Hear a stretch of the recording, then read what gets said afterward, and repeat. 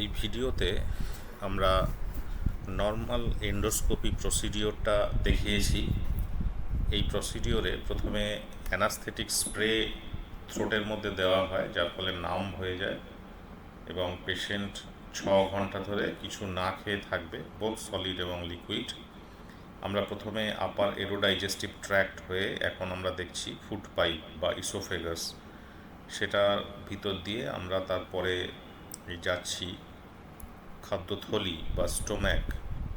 সেই স্টোম্যাকের greater curvature দেখা যাচ্ছে এবং তার মধ্যে মিউকোজাল ফোল্ড দেখা যাচ্ছে। আমরা স্টোম্যাক ক্রস করে আস্তে আস্তে নিচে স্টোম্যাকের নিচের পার্টে পাইলোরাসটা দেখছি। পাইলোরাসের আমরা সারাউন্ডিং দেখে নিয়ে নিচে আমরা দেখছি পাইলোরিক ওপেনিং দেখা যাচ্ছে। সেই পাইলোরিক ওপেনিংটা আমরা ক্রস করে নিচে যাব। নিচে ডিওডনামের ফার্স্ট পার্ট রয়েছে। ডিওডনামের ফার্স্ট পার্ট আমরা দেখছি এখন। ডিওডনামের ফার্স্ট পার্ট হয়ে আমরা সেকেন্ড পার্টে এরপরে নেক্সট এন্ট্রি করব।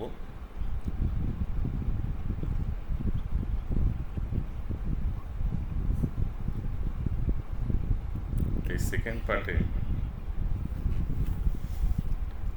হয়ে আমরা আবার ব্যাক করছি পাইলোরাস এবং তারপরে স্টোমাকের প্রক্সিমাল পার্ট যেখানে ফান্ডাস রয়েছে, ফান্ডাসটাকে আমরা ভালোভাবে দেখছি। এই টোটাল প্রসেসটা মোটামুটি 3 মিনিট লাগে, 2 থেকে 3 মিনিট, এবং এতে আমরা ইসোফেগাস, স্টোম্যাক, ডিওডোনাম এবং আপার এরোডাইজেস্টিভ ট্র্যাক্ট পুরোটাই আমরা ইন্টারনালি দেখি যে কোনো আলসার রয়েছে কিনা। এবং এখন আমরা ওই অ্যান্ট্রামের মিউকোজা স্যাম্পল নিয়ে ওখান থেকে আমরা এইচ পাইলোরি ইনফেকশন আছে কিনা সেটা আমরা দেখব।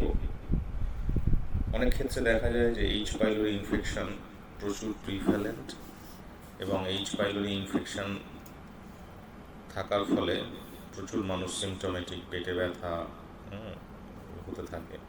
Thank you for watching the video.